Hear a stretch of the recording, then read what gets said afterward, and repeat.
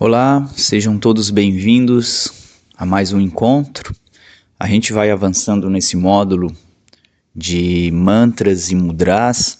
A gente estudou bastante sobre a teoria dos mudras, dos gestos das mãos, né? Gerar prazer. A gente observou o mudra em um contexto mais amplo, onde um sorriso é um mudra, um abraço é um mudra, e depois a gente viu as técnicas que a gente chama do yoga, onde a gente usa os padas mudras, né, onde a gente usa as mãos para fazer os gestos. Então a gente concluiu isso com uma prática de meditação guiada, que foi a 5ª aula. Está tudo disponibilizado para vocês assistirem e praticarem.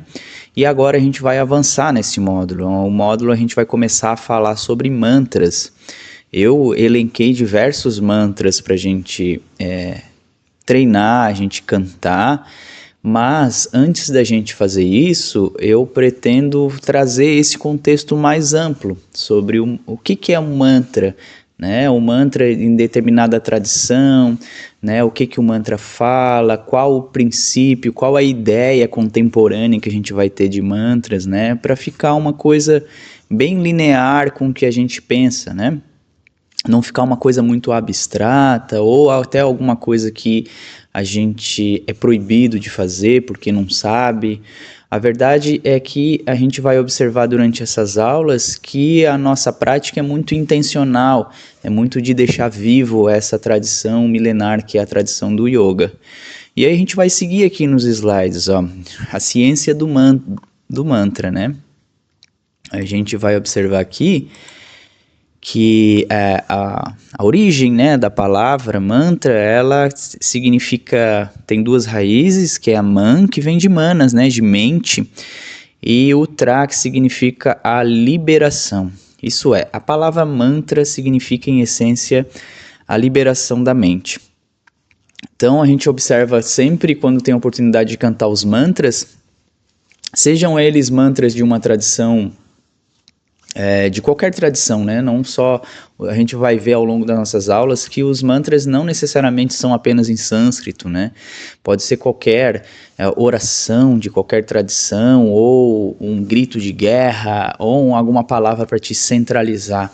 O que quer dizer o mantra, né? De libertar a mente. Então, libertar a mente, trazer a mente focada para um determinado movimento, para uma determinada frequência, melhor dizendo, né? Então essa ideia do mantra, que a gente vai ver aqui no próximo slide, são vibrações cósmicas. Olha só, veja bem isso. Existem palavras e expressões e sons que induzem um estado maior de relaxamento. Curiosamente, mesmo que uma pessoa não conheça o significado completo do mantra, ao entoá-lo pode sentir-se bem. Pode ser em sânscrito ou em qualquer línguas recentes. Isso acontece porque os mantras são vibrações, são ondas que permeiam o universo além do significado da acepção. Da mesma forma, cada palavra carrega uma energia própria e única. Então, voltando aqui para mim, a gente tem essa ideia de que os mantras, em sua essência, são vibracionais, né? A gente está falando, claro, no contexto do yoga, até porque isso aqui é uma aula de yoga, porque a língua sânscrita, ela é uma língua muito vibracional, né? Uma língua muito antiga. Então imaginem vocês, né? A gente está cantando o mantra Om, que essa vibração foi vibrada, entoado há, sei lá, 10 mil anos antes da gente nascer, né? Então é muito tempo, isso é carregado de uma ancestralidade, e mesmo que a gente não consiga acessar, né? Porque a ideia principal, a ideia filosófica da gente cantar um mantra é como a gente viu aqui nesse slide, ó. Essa vibração que está tendo aqui, então tu imagina que tu está cantando o mantra Om e entrando nessa vibração que foi entoada há muito tempo. E essa vibração que foi entoada há muito tempo pelos nossos ancestrais, ela tinha essa intenção, por exemplo, do mantra Om, né? Existem vários, de entrar em contato com essa união cósmica, né, com esse sussurro da nossa alma, né, que a gente entrar em contato com o divino, Então imaginem vocês a gente conseguir desbloquear isso através do nosso canto, né? Essa é a ideia central de cantar mantra, mas a gente não consegue fazer isso, né? A gente não consegue, por exemplo, cantar o Shanti, né, que também é um chamamento para a paz, né? A paz descer, então a gente cantar e entrar nessa onda cósmica. Mesmo sem a gente entender o que é o Shanti, mesmo sem a gente entender o que é o Om, eu, por exemplo, vocalizei muito tempo o mantra Om sem expressar nenhuma pergunta muito profunda do que era o mantra Om. Eu só simplesmente cantava e me sentia bem. Uma vez me perguntaram o que é o mantra Om, eu não sabia responder, né? Há muito tempo atrás. Eu sabia que aquilo que eu fazia antes de iniciar a aula me fazia bem. E é basicamente isso, é entrar nessa vibração cósmica, né? Existe uma semente, existe um código genético ali, um código vibracional, melhor dizendo, onde a gente vai acessando essa calma, então libera a nossa mente daquele ranço mental que a gente fica, né? Cantar mantra é muito prazeroso. E a gente vê que não necessariamente os mantras precisam ser em sânscrito, como eu falei para vocês ali um pouco antes. Pode ser um Pai Nosso, por exemplo, na tradição cristã, né, o Ho'oponopono, aquele, né, que são afirmações positivas, enfim, diversas outras maneiras de cantar mantra, né. E aí a gente vai entrar em uma conexão bem interessante, por quê? Porque a tradição hindu, né, indiana, ela tem muito essa ideia de cantar mantra para os devas, canta mantra para as vibrações cósmicas divinas. E a gente observa aqui nesse slide que o mantra é a conexão do indivíduo com o divino, seja o divino que está dentro de cada um, presente na natureza, como força criadora ou Deus. Geralmente é um conjunto de palavras que transmitem força e serenidade. Aqui, com o tempo, o processo do mantra começa a se sobrepor a todas as vibrações menores, olha só, que acabam sendo absorvidas pelo mantra. Em última análise, o mantra produz um estado em que o organismo vibra no ritmo completamente em sintonia com a energia ou estado original representados contidos no mantra. Então, essa frase do Thomas Ashley, que eu acabei de falar para vocês, é basicamente o que eu tinha falado há alguns minutos antes. É entrar em contato com essa vibração, né? Entrar em contato com essa ancestralidade. A gente observa muito isso, por exemplo, na tradição Yorubá, né? Que usa muito os tambores, né? Do Ubanda, né? Do candomblé, onde tem aquele toque de tambor, aquele pulsar é ancestral. Se você chega ali, né, você é envolvido por aquilo, né? Então aquilo é uma vibração. Imagina, né? O tambor é uma vibração muito grave, né? Ela bate bem. E o mantra é basicamente isso. Tu acaba se envolvendo, assim como ali na tradição Yorubá, africana, aqui na tradição indiana tem essa mesma frequência. A gente observa que existe uma maneira de entoar, né, um segmento. É claro que o que a gente faz, né, é muito intuitivo, é muito espontâneo, é muito de experienciar, mas imaginem vocês, né, que a gente está entrando nessa vibração que uma ancestralidade nas nossas costas já fizeram, né? Então essa vibração que tinha essa intenção, na maioria das vezes, né, de fazer essa conexão com o divino, a gente está entoando isso com toda a nossa intenção, com todo o nosso coração aberto, né, sabendo ou não o que está sendo entoado. Melhor quando a gente sabe, né, que a gente consegue intencionar mais, mas isso funciona também apenas com a vibração, apenas com a gente imitando ali a pessoa que está ensinando a gente, o professor ou o mestre. Então, basicamente é isso, o mantra ele vai deixando essas vibrações menores, né, mais densas embaixo e vai, com a sua vibração mais sutil, vai esvaziando a nossa mente aos pouquinhos. Por isso que é muito interessante a gente sempre praticar mantras antes do yoga ou até mesmo escutar, né, na caixinha de som, vibrar dentro do estúdio o mantra, é muito interessante a gente se atentar a isso. E aí a gente observa que também, além dessa ideia, agora a gente vai falar um pouco da cultura, né, que existem aqui, que existe nas escrituras, que o mantra também era usada como ferramenta mágica. Imaginem que vocês, nesses relatos antigos, né, nos textos clássicos aqui no slide, como Mahabharata e Ramayana, existem aulas aqui também sobre Mahabharata e Ramayana. Vou botar um cardzinho para caso vocês queiram assistir, tá? Então eles usam também esse mantra, que também tem esse poder de trazer essa conexão, como armas sonoras capazes de modificar a matéria, né? Então aqui pra gente, né, talvez hoje parece um absurdo, né?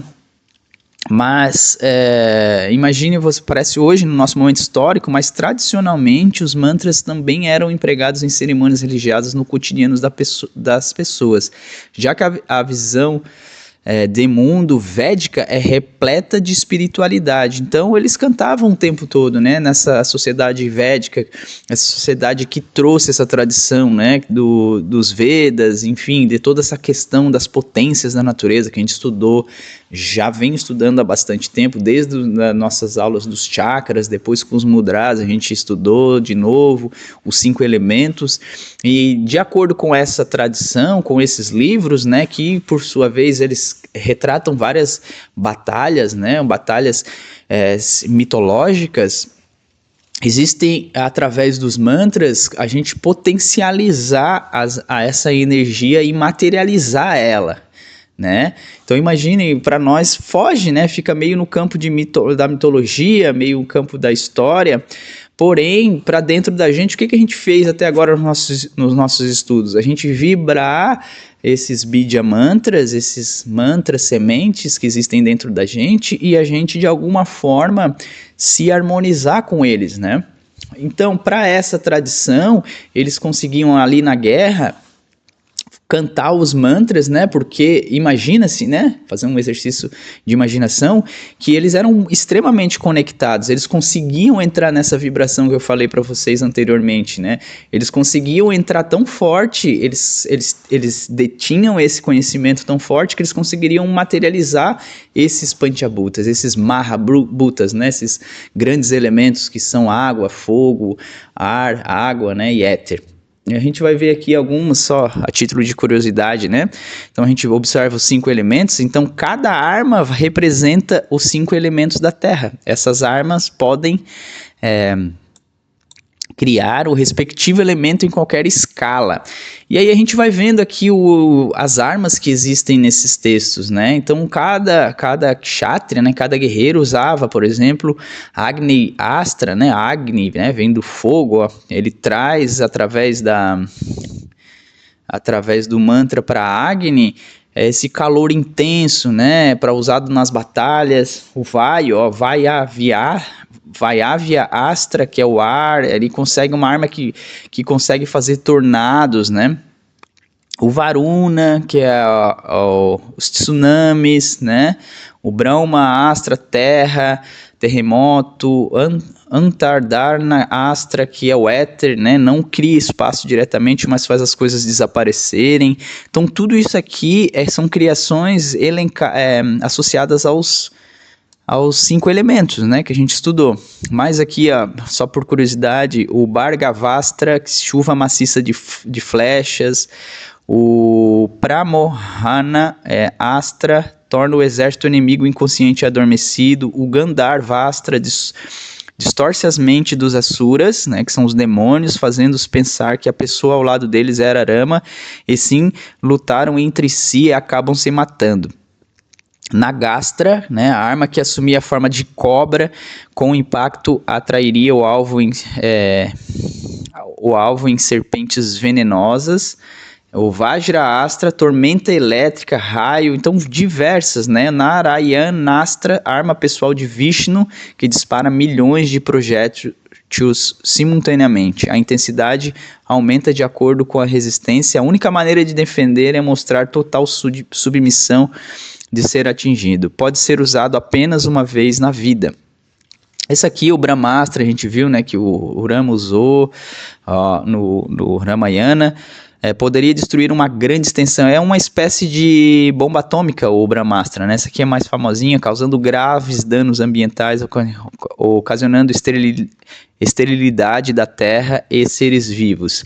É uma arma bem radioativa, como se fosse uma bomba atômica, né? Por isso que dizem que nos Vedas já falavam de bomba atômica, né? Já falava de velocidade da luz. Isso a gente estudou nos módulos lá do início, né? Que é as eras do Yoga.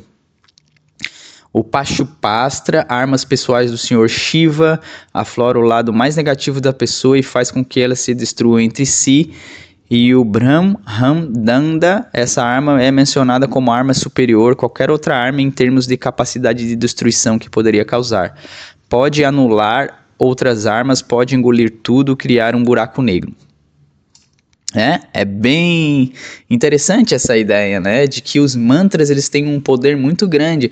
Então a gente vê esse poder de destruição, que claro, né, o Mahabharata e o Ramayana, eles são textos que falam sobre guerra e são textos que vão tratar muito especificamente de vários devas, né? Os devas são uma espécie de anjos, a gente pode dizer assim, né? São potências que existem na natureza, tipo o Agni é o fogo, né? O Vayu é o vento e assim por diante, né? Então eles conseguem, através desse canto mântrico, a gente observou naquele slide, de que a gente está falando de uma tradição que usa muito o canto dos mantras, então eles estão muito afiados com isso, né? E eles fazem os yagnas, os sacrifícios deles, né? Tudo em conexão com os devas, né? E conexão também com os elementos da natureza. E é muito interessante essa ideia, né, que é usada. Então, os mantras, em essência, é isso. Eles são potências, né? A gente falou aqui de processos vibracionais, a gente falou também de um processo intencional, porque na nossa prática é tudo intencional, ninguém vai conseguir fazer uma flecha que vai botar fogo em nada, né? Ninguém vai conseguir materializar um tornado, isso fica bem evidente. Mas o que esses textos clássicos nos trazem é do poder da palavra, o poder da vibração. Eu acho que essa é a síntese, né? De que se a gente se manifestar esse poder, a gente consegue de alguma forma ativar essas energias dentro da gente. Como a gente viu na prática de Bidya Mantras, que são os mantras dos chakras. Tá? Então, para finalizar, é basicamente isso. É um mantra que é carregado de uma ancestralidade. E quando a gente se intenciona ele a cantar, a gente vai estar trazendo essa ancestralidade, né? Que faz parte do yoga. E além de estar trazendo toda a história, toda a ancestralidade, a gente de alguma forma vai pacificar a nossa mente, porque a intenção que a gente vai botar ali é uma intenção boa. É uma intenção de trazer algo bom para dentro da gente, né? Sempre vai ter um mantra que vai falar de paz, sempre vai ter uma mantra que vai falar de algum deus, né? Que representa alguma coisa, né? De Ganesha, de Shiva, de Brahma, de Vishnu, assim por diante. Tá certo? Então na próxima aula a gente vai falar um pouquinho de ciência, o que é essa ideia vibracional, a gente pode fazer um link filosófico entre a ciência e entre essa tradição tão antiga. E eu espero vocês para esse próximo encontro.